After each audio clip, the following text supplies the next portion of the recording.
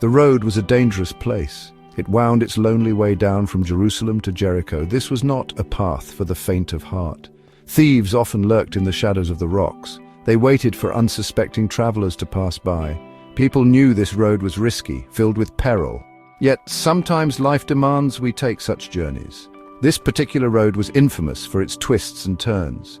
It was known for its hidden dangers, a place where fear often walked alongside travelers. A certain man began his journey on this very road one day.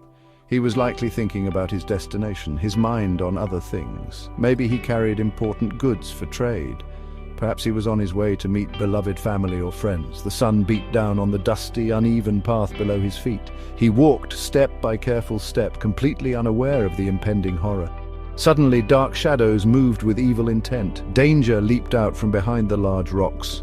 He was not expecting this sudden, brutal terror. The robbers were cruel and without mercy. They did not care about this man as a person. They saw him only as an opportunity for gain. They violently took everything he possessed. They stripped him of his clothes, leaving him exposed. They beat him badly, showing no compassion. Then, their wicked deed done, they simply left him there. He lay half dead on the unforgiving side of the road, alone, hurt, utterly forgotten by his heartless attackers. Imagine him lying there in the dirt and grime, the dust of the road sticking to his open wounds, the harsh sun burning down on his exposed skin. He was far too weak to even call out for help. He was much too injured to try and move himself to safety. Every single breath he took was a painful struggle for life. He was completely and utterly helpless in his suffering. He was at the mercy of anyone who might chance to pass by, or perhaps at the mercy of no one at all. In the time this story takes place, the world was sharply divided. Two groups of people, Jews and Samaritans, lived near each other. They were neighbors on a map, sharing the same land, but in their hearts they were miles and miles apart. A deep, bitter hatred flowed between them like a poisoned river. This was not a new disagreement, it was an ancient feud. It had been passed down through many generations. Each side felt their reasons were right. This animosity was fueled by more than just old stories. There were significant religious differences that kept them apart. They worshipped in different ways and in different places. They held different beliefs about sacred texts and traditions. Cultural practices also created walls between them. These were not small misunderstandings. These were fundamental disagreements that defined who they were.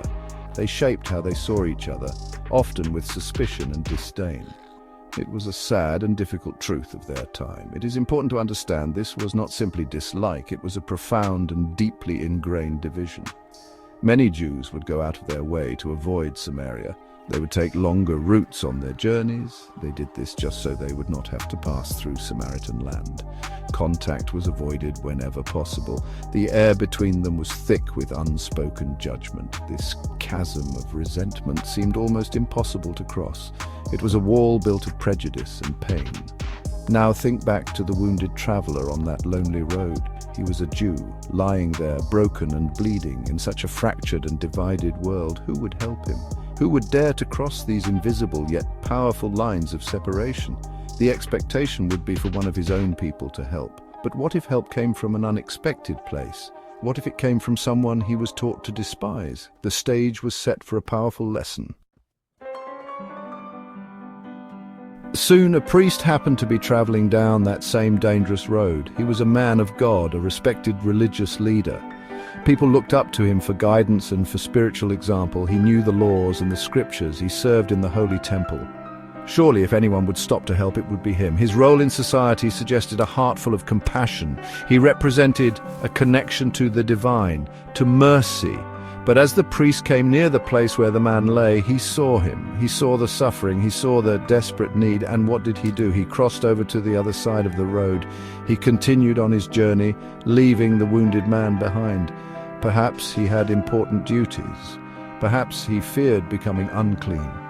Whatever his reasons, his actions spoke loudly. He chose convenience or perhaps purity over compassion in that moment. Indifference echoed in his hurried footsteps. A little while later, another man came along. This man was a Levite, also a religious figure. He too served in the temple and was familiar with religious laws. He would have understood the importance of mercy and charity. He approached the spot. He saw the battered body lying by the roadside. He even went and looked at him, but then he also passed by on the other side. Another opportunity for kindness was lost. Another person in authority chose to look away. Then a Samaritan came traveling along that road. Remember the deep hatred between Jews and Samaritans. This traveler was from the very group despised by the wounded man's people. No one would have expected him to help. He had every cultural reason to pass by, perhaps even with satisfaction, but when this Samaritan saw the man, something different happened. He did not see an enemy, he did not see a Jew. He saw a human being in desperate, agonizing need, and his heart was moved with pity. The Samaritan did not hesitate. He did not think about their differences. He did not worry about what others might say. His heart was filled with compassion. He saw a fellow human suffering, and that was all that mattered.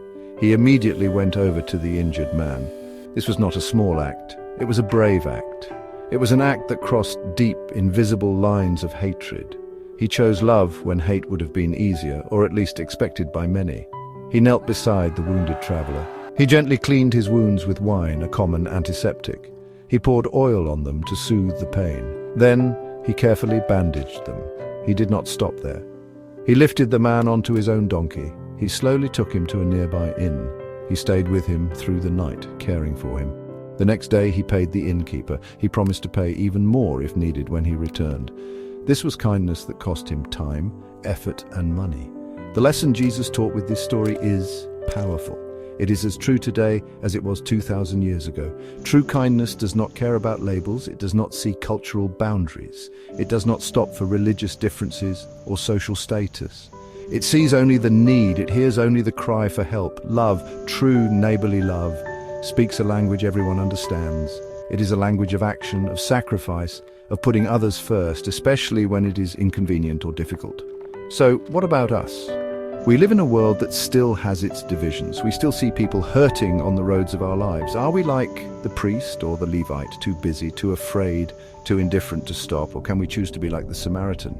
We are called to open our eyes. We are called to open our hearts. Look for those in need around you. Reach out across any boundary. Offer your help, your time, your compassion. Let us be people who practice kindness without limits every single day.